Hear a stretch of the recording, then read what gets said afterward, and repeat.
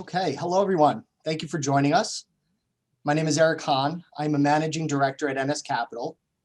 And now, without further ado, I'm going to hand this off to the chairman of NS Capital's investment committee, Todd Peters. Todd, take it away. On today's call, we have Chris Mayer, co-founder of Woodloch House Family Capital. Chris has been a part of our Alpha Ring portfolio since September of 2019. We were very fortunate to cross paths with Chris in 2014 over a shared interest in holding companies. At that time, Chris was writing two very successful industry newsletters, one Capital in Crisis and the second Mayer's Special Situation. What became very obvious to us off that initial meeting was Chris was an incredibly talented investment analyst and portfolio manager, and also that he had global reach, as all of his ideas were coming from every corner of the globe. Thankfully for us, Chris appreciated our approach as well, and as a result, an ongoing and frequent communication has continued ever since. We've attended industry events together, shared ideas, and built our respective networks together. During that time, it gave us a chance to reinforce what we already knew was Chris's investment talent, and it also gave us a chance to see Chris the person, a man of great character and integrity, which is very important to us. So we were very excited when Chris made the transition from newsletters to the chief investment officer of a family office to ultimately the co-founding of Woodloch House Family Capital at the end of 2018. This gave us our opportunity to bring Chris in. Before I have Chris join us today, there's one last thing I'd like to mention about Chris. He is also an accomplished author, having written 4 books, 3 on the investment industry and 1 on critical thinking.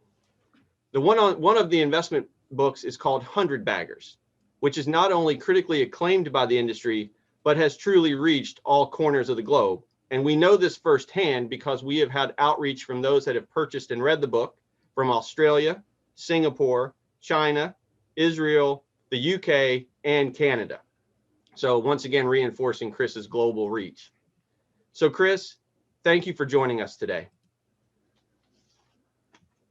Hey, Todd. Nice to Pleasure. see you. Good to see you, sir. Thank you so much.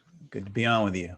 I think a great place to start would be your path to the founding of Woodloch House Family Capital, as we believe your path has been kind of critical to creating your differentiated perspective. So if you wouldn't mind, would you start by kind of sharing your path with the audience today?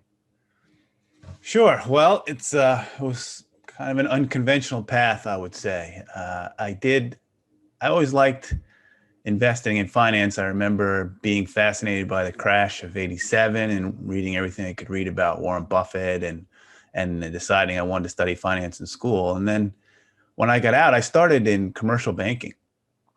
So that was actually turned out to be a good proving ground, I think, because you learn a lot about many different kinds of businesses. You learn how to value them. You learn about balance sheets. As a banker, you're more conservative naturally. So you're thinking about payback and collateral value and thinking about insiders, whether you trust the people you're dealing with. That was very important. So those things definitely influenced my investment thinking. I know Marty Whitman at Third Avenue was a famous investor who died a couple of years ago, maybe last year. And he started out in credit. So I remember he was an early inspiration for me as well. So while I was in banking, I also was interested in writing. So I wrote a newsletter for banking customers that I started myself. It was a quarterly newsletter, and I would write, book reviews or things that were going on in the market. But I always had my eye on investment markets. And so eventually in 2004, I started my own newsletter. And it was just a nights and weekends project, kind of a hobby.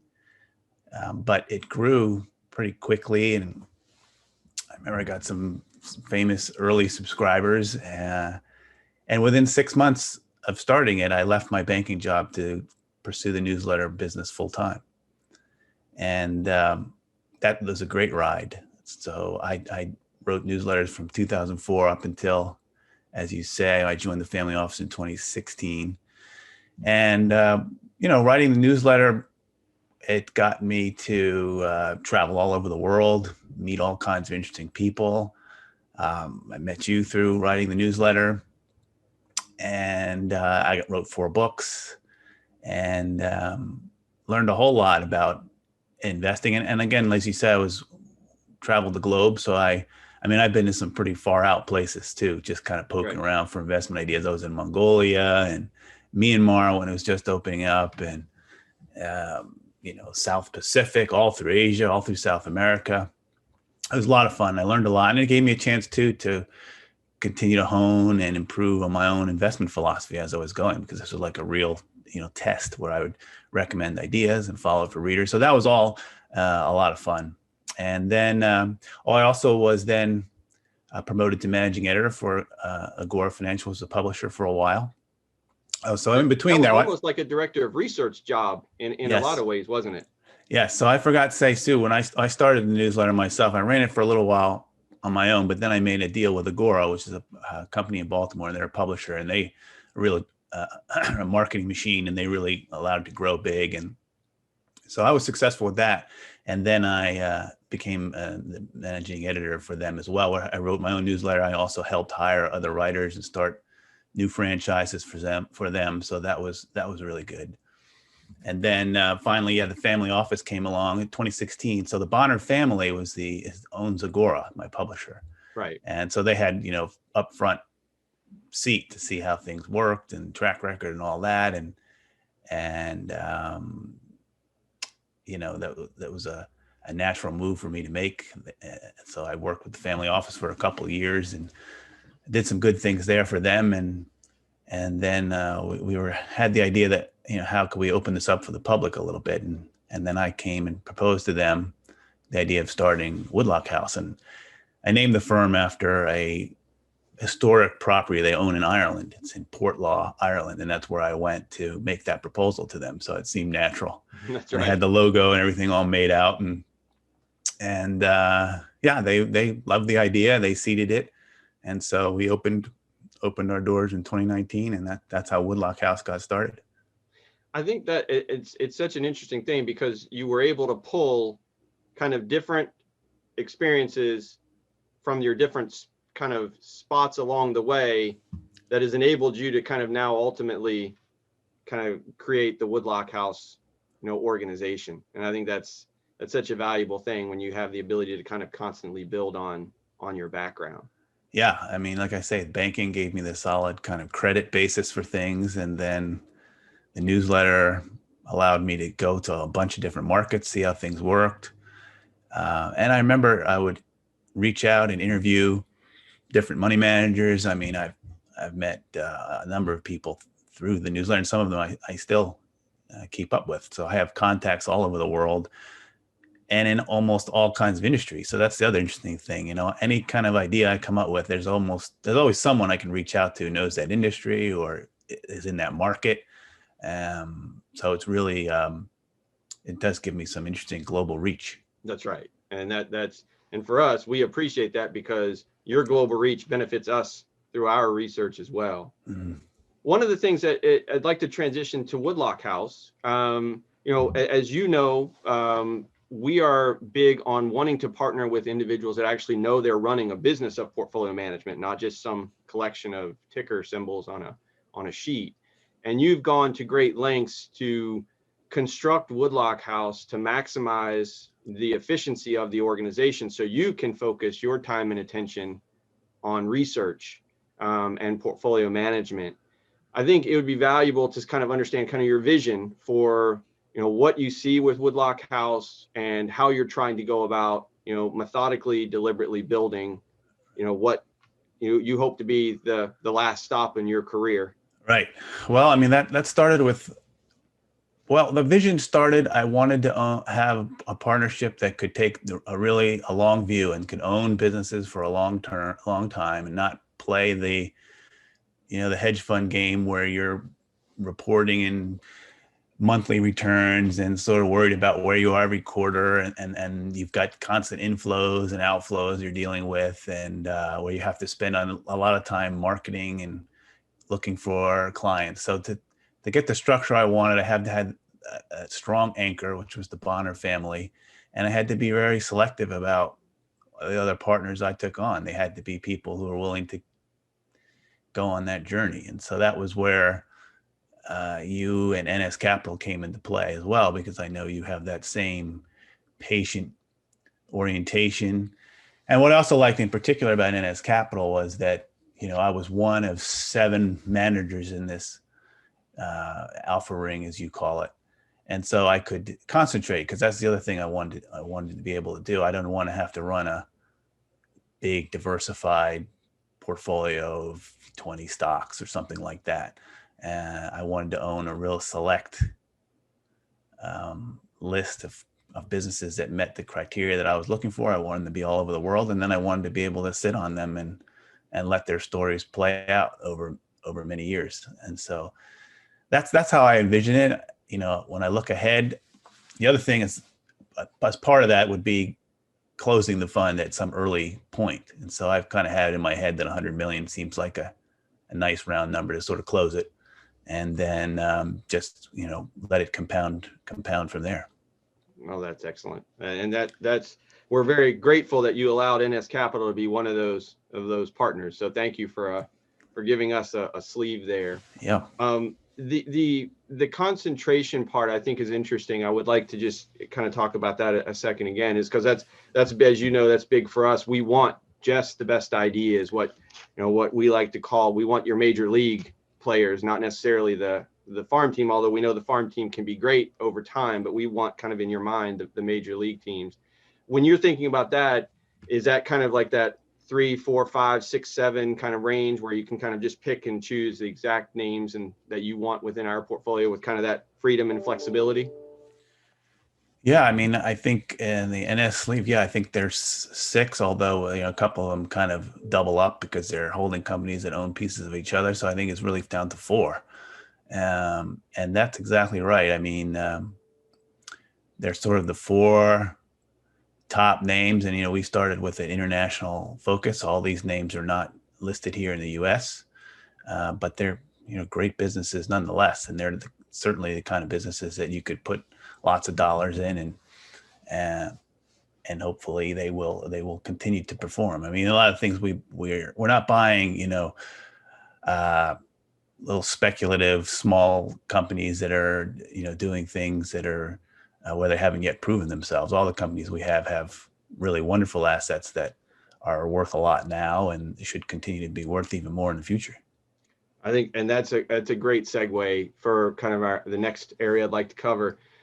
One of the things that we believe is incredibly important, and it's actually kind of one of our number one things, is we want the manager partners that we have to have actually developed the strategy they're implementing. We believe that gives them that extra buy-in because it's sort of their legacy, their belief system on the line. And clearly the strategy that you're implementing is one that you've developed over, all these years.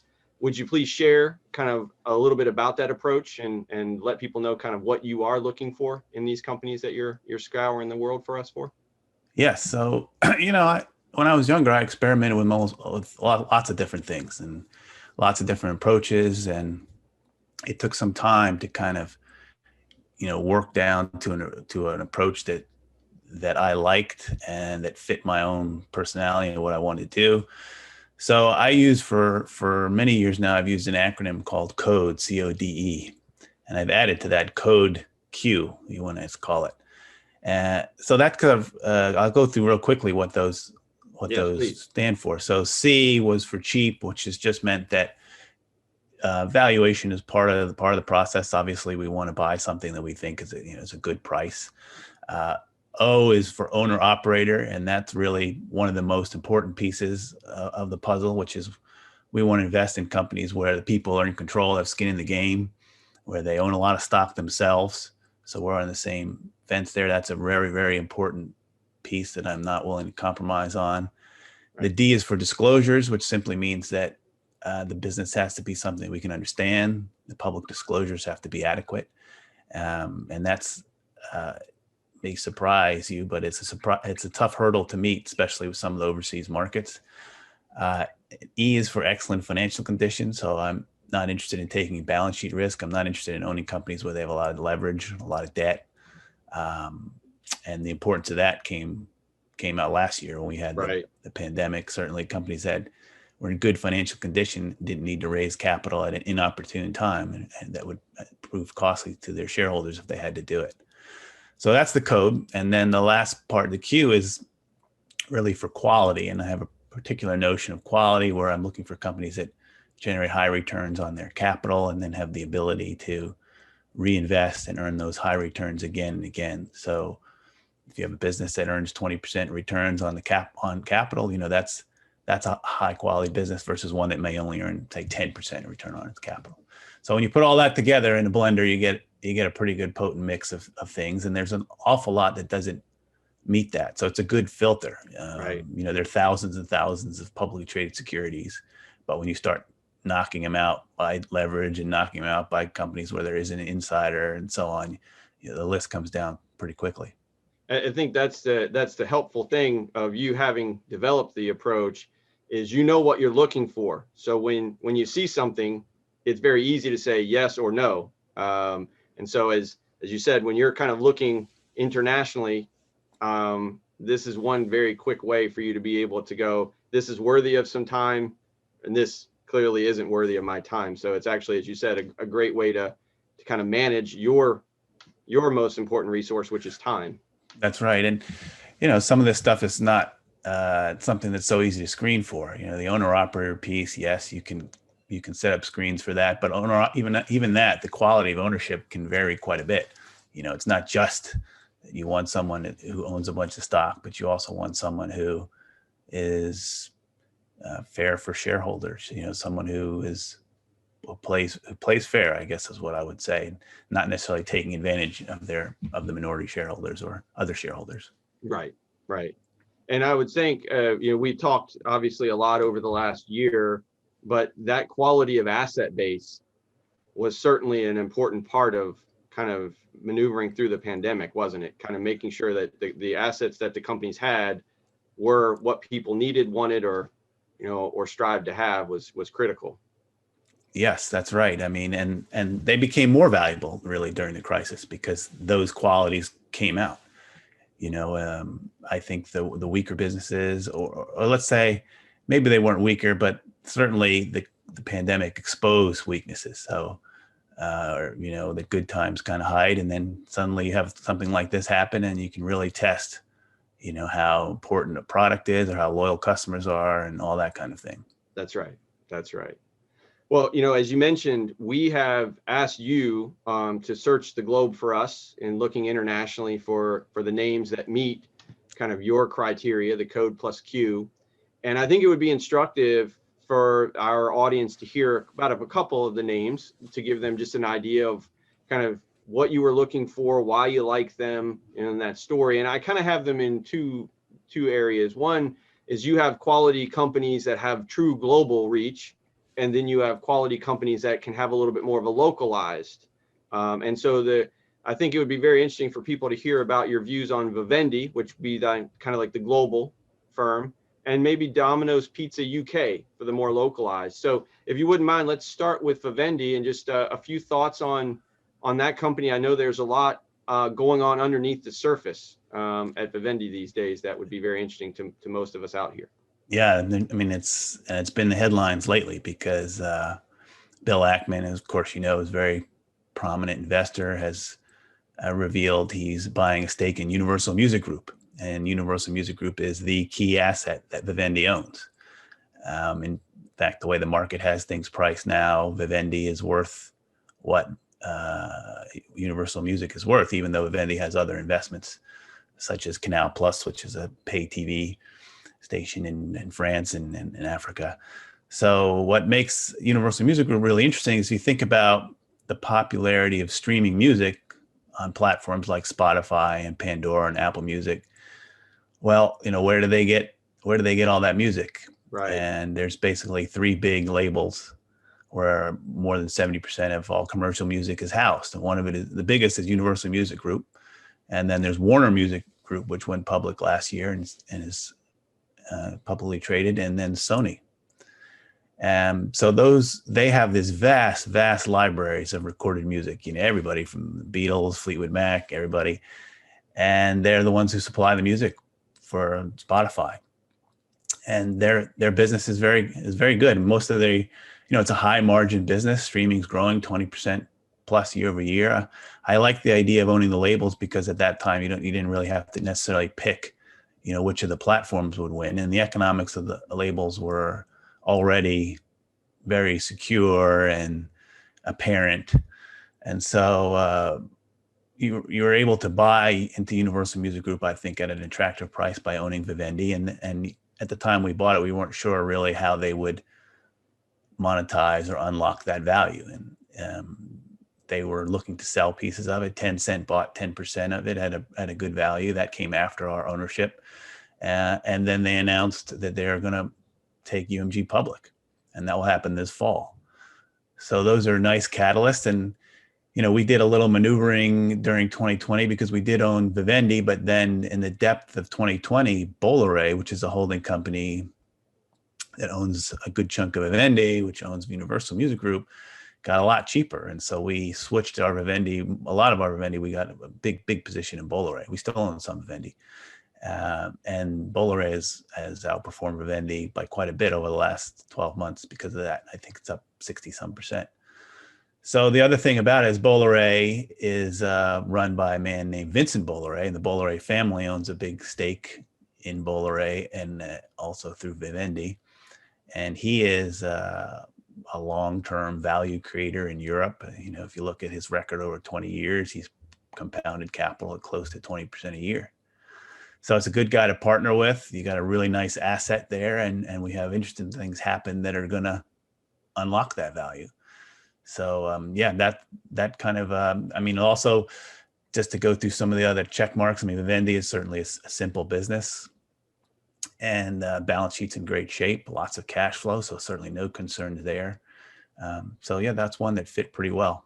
It was interesting too with Vivendi, and it still is to a large degree, where it's as you said, it's almost 100% valued on the Universal Music Group component, but it does have significant assets that are not just small, other assets. So you have this as a catalyst, but they do have, other assets throughout Europe that could over time be drivers on their own right. Yeah, and Bolloré himself continues to buy shares. So, the insiders are already on a lot, continue to buy it. And knowledgeable buyers like, Tencent's not dumb about the quality of the assets there. They were buying it. Ackman's bought it. I just think people who get to know the story a little bit will really like what they see. And I think the appeal of that will be unveiled over the next few months, especially when Universal Music Group goes public. If you look at it's tough to get public comps on what Universal Music Group is. We have the markers of what different people have paid, Ackman and so forth. But your best comp is Warner Music Group, and Warner is not as good as Universal Music Group. Universal Music Group is bigger. It's actually growing faster, has higher margins. If you look at top 10 artists, Universal Music Group has like 4 of the top 5, and I think 8 of the top 10 overall. So it's a higher quality catalog. It's bigger, and it should get a valuation that exceeds Warner Music Group. And if that happens, I think we'll do very well. Absolutely. Well, let's shift gears to maybe a little bit more of a localized story but equally as interesting, and that being Domino's Pizza UK. And the UK is important to mention here. It's not Domino's Pizza in the United States. It's Domino's Pizza UK. But I know you found this at a time when there were a couple of people taking fairly large ownership stakes to really help turn the company around. And so I think this one would be a very interesting one to just your understanding of kind of the transition that this company has made over the last year and a half. Right. So pizza delivery is an excellent business. The cost of the ingredients for the pizza is relative to what you pay, what pizza people pay to buy a pizza is low, so their margins are high. So what Domino's was interesting because the Domino's UK business had been badly mismanaged. They had the previous management team had botched an international expansion. They went into markets like Switzerland and Norway and Iceland, and I think they sunk over 100 million pounds into those businesses and really got a net negative out of it, though they were losing money there. They did a buyback that was badly timed, where they also borrowed money to do it. They fought with the franchisees. So some of the biggest franchisees were, didn't have a good relationship with the home office. There were other things that they did not do. But even despite that, when you looked at the numbers, return on capital were good. The business was so good that it still put up pretty decent numbers despite all that mismanagement.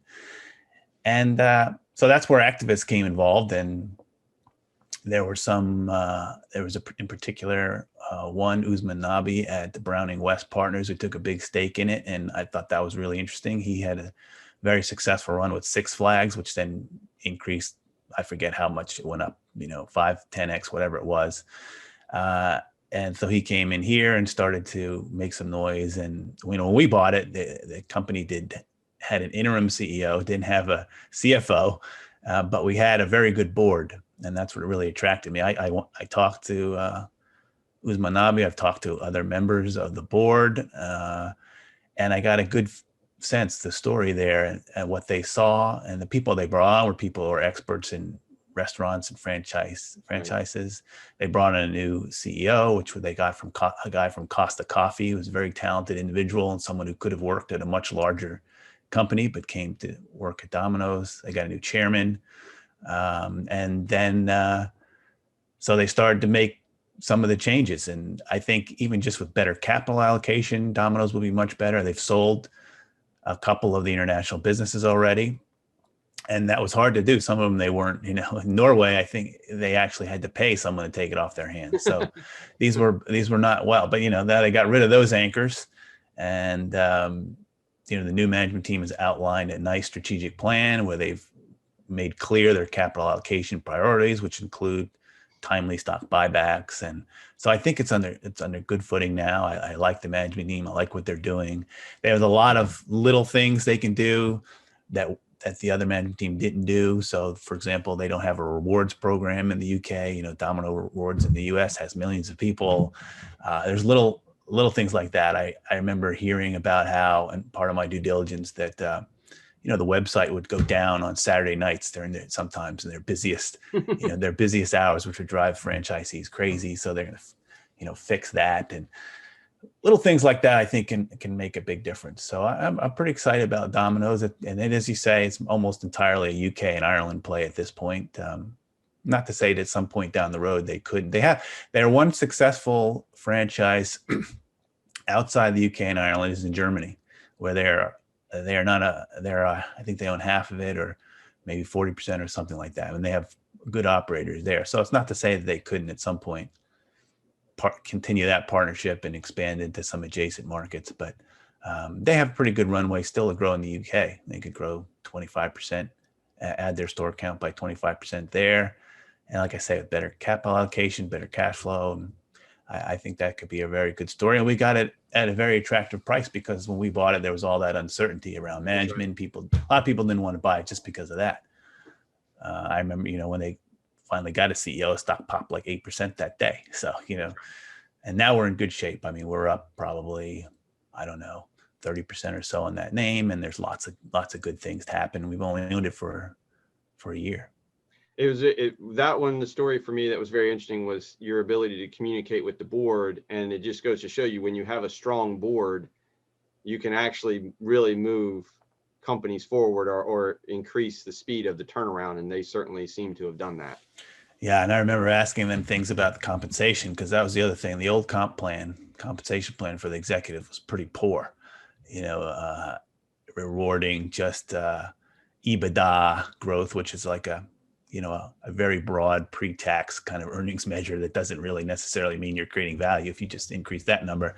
And I remember one board member specifically told me, when I asked, I said, well, what can you do there? And he said to me, well, we're going to push it as far as we can. And that in the direction I wanted to go, which is I was telling him, you should have some return on capital measures. There should be some other things, not just a profit number. You want to have a profit number, but you also want to tie it into return on capital. So you don't want someone to just pay $1 to increase your earnings by $1, for example. You want them to do it if it makes sense. If I can put 20 cents to create $1 earnings, that's what kind of stuff you want to see.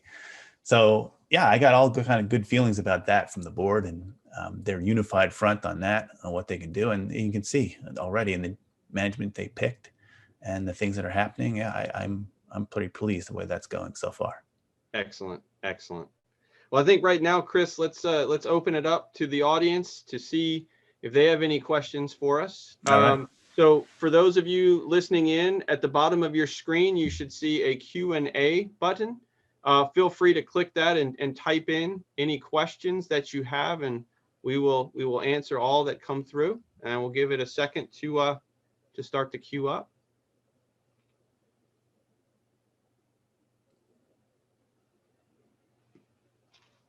Okay, looks like here we go. We have first question, Chris. Actually, this one, somebody's asking about 100 Baggers, your book.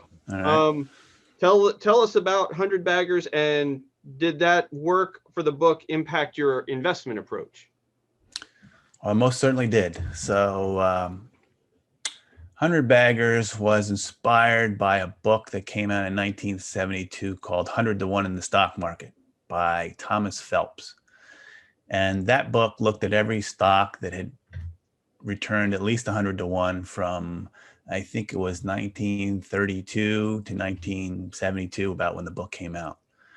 And Phelps, tried to look for some common elements between these different big winners. And his book is written in kind of and I think he's a pretty good writer. He's got, kind of a folksy manner, and he has some nice little metaphors and things he uses. And it's all about power of long-term compounding. So I really liked that book, and I remember I would quote it in my newsletter, and I would talk about it from time to time. And then finally, I had a reader who said, you should update that book. And I thought, wow, that's a great idea. I should do that. So I went and we got data from like 1962 was as far back as I could get up until about 2014 or so. The book came out in 2015. And I did the same similar study that he did. We looked at all the stocks that returned at least 100 to 1, and came up with 365 names. And there were some cutoffs there. I had a minimum market cap cutoff because I wanted to screen off, the little penny mining stocks or something that you buy and go up 10x and then crash after that. I was trying to find businesses where you might have a shot at actually identifying them before or somewhere around the time when they're making their run. And ironically, Phelps also found 365. So we have the same number. But yeah, that study impacted me quite a bit. I'd say that a couple things stand out. One is, I really came to appreciate the ups and downs of a lot of these businesses. So let's use Berkshire Hathaway as an example. That was the number one stock in the study. It was the best performing stock. But even Berkshire Hathaway was cut in half 3 different times. Right. And that was mild. Most of these 100 baggers had taken multiple drawdowns, some of them quite severe. Amazon, went through an 80% drawdown. Apple had a couple that were more than 60%. So, the volatility, the ups and downs on these was number one. And number two, there are extended periods of boredom. So let's say Berkshire Hathaway again, the best performing stock in the study, there was a 7-year stretch where it went exactly nowhere. Right. And during that run, the S&P was up like 200% or something crazy like that. So, you can imagine how difficult it is for most professionals to hold on to a stock that long and getting their butt kicked by the index, for so long. Yeah. So those are two things. And the other thing that really drilled home the importance, this is probably the most important thing, and the thing I didn't really appreciate as much until after I did the book, and that is the power of reinvestment. So I mentioned before about how I'm looking for companies that generate high return capital. If I have a business and they have $100 of capital they've invested and they're able to do $30 in profit, 30% return on capital, that's fantastic. But the real key to get the high compounding number is the ability to take that $30 profit, reinvest it in the business again, and generate 30% again. Got it. And then they continue to do that again and again. So that's really the key, because what happens with a lot of businesses is they'll make a decent return, but then they don't really have the reinvestment for it. So they wind up either having to pay out a good chunk of it in dividends, or it just sits on cash, or worse, the management team does something bad, like makes an acquisition and waters down the business. And so that's really a key lens that came out of the book. And I think if I had to pick a real secret sauce to the whole 100-bagger thing, it would be that the ability to reinvest at a high rate and continue to do it for years and years and years, because ultimately it's a math problem. If it sounds crazy, you can multiply your money 100-fold, but if you have a 25% return for 20 years, that's a 100-bagger. That's right. And then everything else is just moving along that scale. So if you find businesses that are doing 20 or 25% return on capital, reinvesting and earning that again and again, you hold for long enough, you're going to get there. That's very interesting. Mhm. Very interesting. All right. Second question. What are holding companies, and do you have any in the portfolio? Yes. So a holding company would be, Berkshire Hathaway as a holding company. It's a business that owns lots of other businesses, and those businesses aren't necessarily related to each other. So that might be a good kind of rough working definition. And the idea of a holding company, what makes them interesting is that if you have someone who's smart about allocating capital between the businesses, like a Warren Buffett who takes cash, the cash all comes up to him in Omaha and he redeploys it, decides where to invest it. It can be very good vehicles. So we do have holding companies in the portfolio. We own Exor, which is another one. I think that's a really interesting holding company. It's about the Agnelli family in Italy owns more than half the stock. And the Agnelli family is the family that founded Fiat way back when. John Elkann is, I think, 5th generation, if I'm right, Todd, on that. He is the CEO, and he's proven to be a very good capital allocator himself. Made a number of interesting deals. So, and of course, we talked about Vivendi already, has investments in Universal Music Group and other assets like Canal Plus, movie studios, and other things like that. So that's really what holding companies are, and that's why they can be interesting. Excellent. Next question that's come through. What qualifies as an owner-operator? I think people might have different definitions, but I think the best definition would be if the top guy or gal, a CEO, is also an owner, a significant owner of the business. That would qualify as an owner-operator. So sometimes, I will be a little more elastic about that definition. I'll be happy if I have a chairman that owns a good chunk of the business, even though he might not be the guy who's in, doing the day-to-day. But for me, the idea is you really want someone there to sort of guard the chicken coop. You want someone there who is an owner themselves, so they have the long-term interests of the business at heart. That's the idea. That's the hope. And so whether it's a CEO or a chairman or a board, in the case of Domino's, we have a CEO and CFO who are not, I wouldn't really call them owner operators because they don't own a lot of stock, but we have a board that owns a lot of stock. And then the franchisees themselves, we have 1,200 Domino's pizza franchises where that's the family business. And they're, for them, it's very important. So, I don't want to get too dogmatic about necessarily what is and isn't an owner operator, but that's the basic theory and idea behind it, is to skin in the game, have an alignment of interests. And the beauty of having that is then, it's a cliche, but you say you sleep well at night because you know that you have these talented people are making the decisions. I don't have to sit there and worry and second guess everything and wondering whether or not they're doing the right thing. I have confidence that these guys know their business and they're going to make good decisions. And and this is me, not the audience question, but isn't it also that typically, not all the time, but typically those individuals that have, their own ownership at, is significant ownership stake, they are thinking more strategically. They're thinking more long-term. They're not caught up in the news flow. And so they are actually being much more far-reaching in their thought process. Is that also typical of, when you see some of these owner operators? Yes. And you can see evidence of that. A lot of times family-owned businesses don't necessarily give quarterly guidance to the same degree that hired hands do. You can see it in the way they think about compensation, not necessarily looking for certain earnings targets and things. They have more long-term goals. You can see it in the amount invested in R&D. Family-owned firms, for example, invest more in R&D typically than their non-family-owned peers. Again, taking more of the long view. You can see it in the way they treat their balance sheet. Typically, a family-owned firm or a firm that's owned by an insider will be less leveraged, will use less debt than a company that doesn't have that interest. And again, because they're thinking long-term, they're thinking about the ups and downs and the cycles, and they're thinking about when things get bad, they want to have the balance sheet to deploy capital and do things. We saw that in the '08 crisis too. There was quite a big difference between some of the hired hands who just kind of, buckled down and just tried to kind of make it through versus the real owner operators who used it as a time to make deals and do things. I always remember that was when John Malone picked up Sirius, which was a 100-bagger for him, because again, he was willing to invest when a lot of people were afraid to, and he also happened to have resources to do it. So there's a lot, to answer your question, there's a lot of differences between the way owner operators and the hired hands behave. Very true. Very true.